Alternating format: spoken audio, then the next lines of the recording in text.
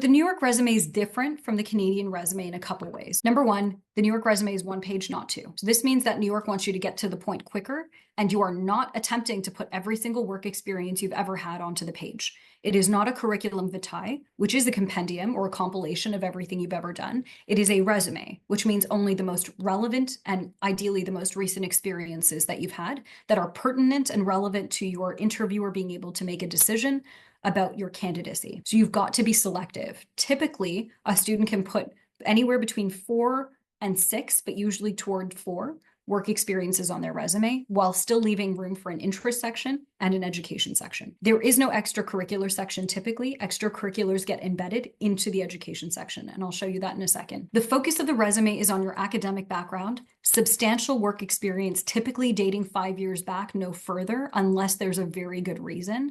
Just because further back than 5 years, it's just not recent enough to be meaningful anymore. And of course, the emphasis is on extracurriculars. They want to know how you've spent your time. Remember that it is important to highlight quantitative metrics whenever you can. So what is the year of the activity? What was the duration? What is the dollar value of the scholarships that you received? What were the number of teams competing in the moot? What place did you get? Whenever you can add these numbers or denominators or quantify things, you want to make sure you include that. Your resume and the bullets underneath each work experience should also focus on impact and results, not just I did document review, I wrote memos. It's how many, what was the impact, what did it lead to, what results did you get out of it. You also want to demonstrate diversity and breadth in the skills and interests section, because that's also a big talking point that firms use when you're actually in the interview, similar to how Canadian firms will use the interest section as a way to just start a conversation with you in the interview. So here's an example of the top part, the education part of the resume, and I will send you as part of the recording in the email following this,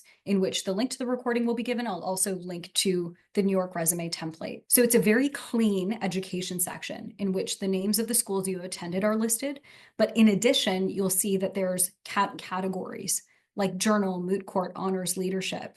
Under law school and undergrad, we've got GPA, honors, awards, activities, thesis. It's really neatly divided so that the interviewers or the people assessing your application can see what did you spend your time doing. Now, these are not exhaustive categories, which means that you can obviously add or subtract from them and delete anything that's not relevant, add and innovate new categories that are relevant. So you can pull from undergrad and put it under law school. You can delete things, move them around. So these are just suggestions. Under work experience, you want to make sure that you are clearly articulating in chronological order, actually reverse chronological order. So most recent to least recent.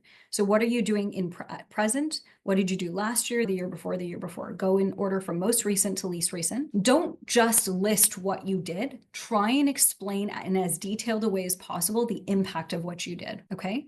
Don't worry about this community service section. I think that part can be cut in favor of emphasizing more work experience.